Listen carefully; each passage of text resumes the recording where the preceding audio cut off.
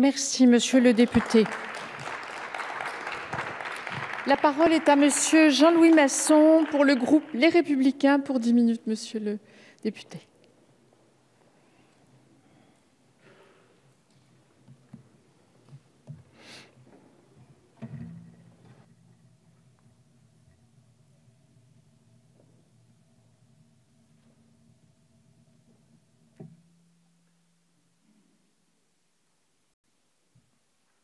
Merci Madame la Présidente, Madame la Ministre, Madame la Rapporteure, Monsieur le Rapporteur, mes chers collègues. Madame la Ministre, surtout ne vous fâchez pas, mon intervention sera légèrement différente de celle de mon collègue et ami Jean Terlier. Depuis des décennies maintenant, la justice française manque de moyens, avec des tribunaux engorgés et des prisons surpeuplées. À la longue, cela a provoqué une rupture de confiance des Français avec leurs juges. En fait, que veulent nos concitoyens? Rien de plus simple. Ils attendent que le droit soit dit rapidement quand ils vivent un conflit. Et s'ils sont victimes d'une infraction pénale, ils espèrent que les sanctions soient rapides, à défaut d'être immédiates, et que les peines prononcées soient effectives. Votre ministère ne répond pas à cette attente, et vous en avez conscience. C'est ainsi que vous nous avez annoncé il y a 1 an votre volonté de réformer et moderniser la justice de notre pays. Après la phase de concertation à travers les chantiers de la justice, la chancellerie a élaboré sous votre autorité les textes que vous nous présentez aujourd'hui. Vous nous promettez, je vous cite, de construire une justice plus lisible, plus accessible, plus simple et plus efficace. Ces propos, vous les avez martelés depuis des mois. Je vais donc, au nom de mon groupe, essayer d'en évaluer la portée. Et je commencerai d'emblée par ce qui est central dans toute réforme, les moyens financiers que l'on y consacre. Oui, Madame la garde des Sceaux, je vous donne acte. Votre budget va progresser de 1,5 milliard d'euros d'ici 2022 dans le cadre d'une loi de programmation des moyens de la justice. Cela étant, cette augmentation ne permet pas de combler le retard pris depuis tant d'années. Nous considérons que cet effort n'est pas à la hauteur des besoins et des enjeux. Dans sa grande sagesse d'ailleurs, le Sénat vous l'a dit. Et puis parlons chiffres un instant.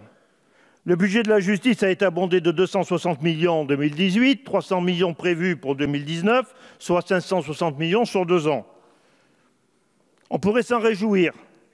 Mais moi, je vous propose de mettre en perspective avec la trajectoire des prélèvements obligatoires qui, dans la même période, croissent de 42 milliards. Vous constaterez, comme je l'ai fait, que votre budget, celui d'une des principales missions régaliennes de l'État, n'en représente que 0,013%.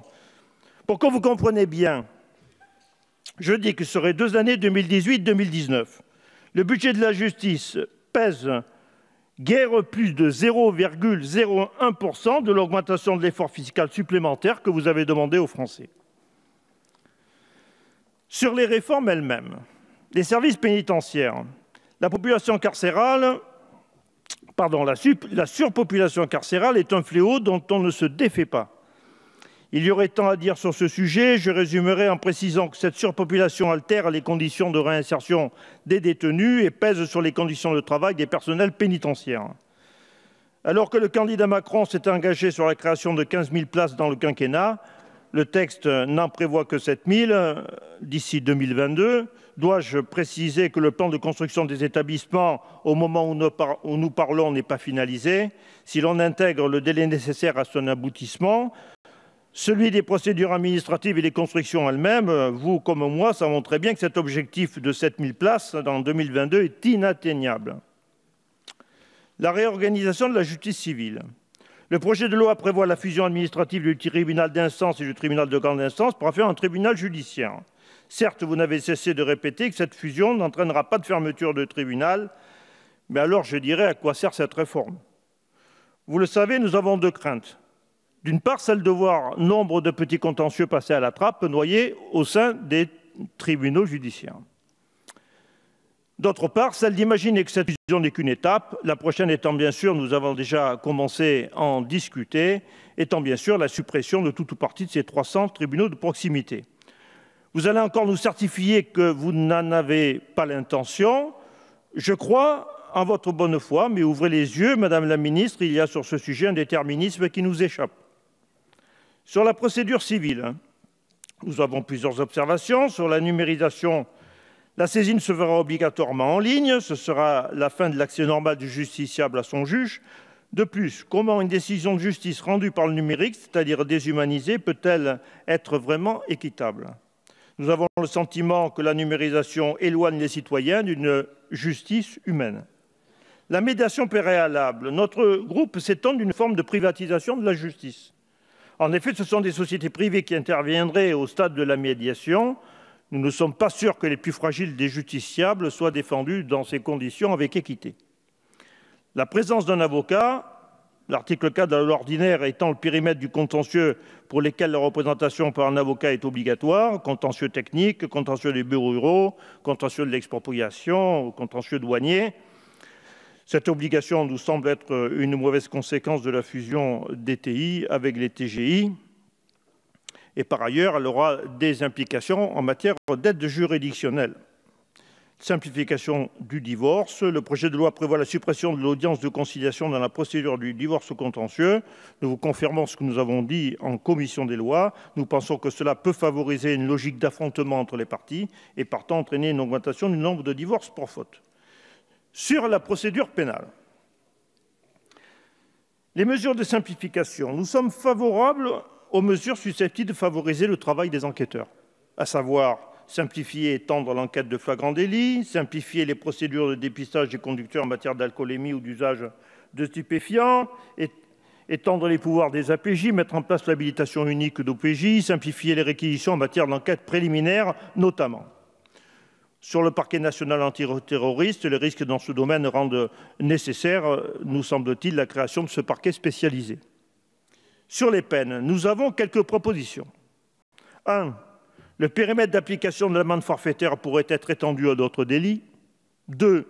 Il appartient à la juridiction de jugement de décider s'il y aura ou non aménagement de peine. 3. La juridiction de jugement doit avoir le libre choix entre une exécution immédiate de la peine prononcée, un aménagement ab initio par elle-même, un mandat d'arrêt différé ou un renvoi devant le juge d'application des peines, afin de mieux préciser les modalités d'un éventuel aménagement. 4. La peine de détention à domicile sur surveillance électronique doit être écartée en raison de la confusion qu'elle entraîne avec le placement sous surveillance électronique. 5. Le caractère automatique de la libération sous contrainte aux 2/3 de la peine est inopportune. Je parle du caractère automatique. Numérisation en matière pénale. Dans le cas particulier des crimes ou délits commis contre les personnes, la numérisation de la procédure nous semble inappropriée. D'une part, d'un point de vue tout simplement humain, comment penser qu'une personne ayant vécu un tel traumatisme puisse s'asseoir tranquillement devant son ordinateur et rédiger son plainte en ligne? D'autre part, du point de vue de l'efficacité de l'enquête, il est nécessaire d'entendre immédiatement le plaignant, de se transporter parfois rapidement sur les lieux pour y faire des constatations, y prélever des indices, entendre les témoins, apprendre et auditionner l'auteur ou les auteurs présumés. Si la numérisation peut se concevoir dans certaines situations, elle ne nous paraît pas du tout adaptée dans les cas des crimes et délits commis contre les personnes. Le tribunal criminel départemental. Le projet de loi prévoit d'expérimenter dans certains départements un tribunal criminel composé de 5 magistrats professionnels pour juger des crimes passibles de 15 à 20 ans de réclusion. Sur ce sujet, la motivation réelle, c'est de faire des économies, aller plus vite dans la gestion des dossiers. En cours d'assises, on repart à zéro, car les jurés ne connaissent pas le fond de l'affaire. Ce qui se passe à l'audience est pourtant essentiel. On ne se contente pas de ce qui a été fait pendant l'instruction. Cela prend du temps, mais c'est un temps nécessaire. Cette proposition est un camouflet à l'égard d'un des plus beaux acquis de la Révolution française. C'est ni plus ni moins que la correctionnalisation des crimes passibles de 15 à 20 ans de réclusion. Sur le projet de loi organique, je souhaiterais soulever le sujet de l'indépendance des magistrats, qui est absent de votre projet, car cela sous-tend la notion de défiance de nos concitoyens à l'égard de la justice, une notion qu'il convient de rétablir. Vous m'avez indiqué en commission des lois que cette question serait traitée ultérieurement, mais il ne me paraît pas inutile d'en débattre dans le cadre de ce texte. Ce principe d'indépendance des magistrats est souvent examiné sous le prisme de son éventuelle distance avec l'exécutif. Je crois que le risque d'influence doit être étendu. Pour garantir une totale indépendance des magistrats, on pourrait réfléchir à des règles de non-éligibilité plus strictes, y compris après avoir quitté la profession durant une durée à évaluer, de son appartenance à un parti politique, organisations syndicales, voire à des associations philosophiques ou religieuses. Au final, nous estimons que des simplifications diverses en matière civile ou pénale vont dans le bon sens. En revanche, nous considérons que le budget consacré n'est pas à la hauteur des objectifs et des enjeux. L'objectif de créer 7 000 places de prison d'ici 2022 est très insuffisant et inatteignable. La fusion des TI et des TGI, la numérisation des procédures éloigne le citoyen d'une justice humaine. La dématérialisation des plaintes est inadaptée en matière pénale pour nombre de crimes et délits. En conséquence, je suis au regret de vous dire que les Républicains sont enclins à voter contre ce texte. 10 minutes et 1 seconde. Je vous remercie de votre attention. Merci, bravo, monsieur le député. Comme monsieur Terlier qui a terminé à 5 minutes pile.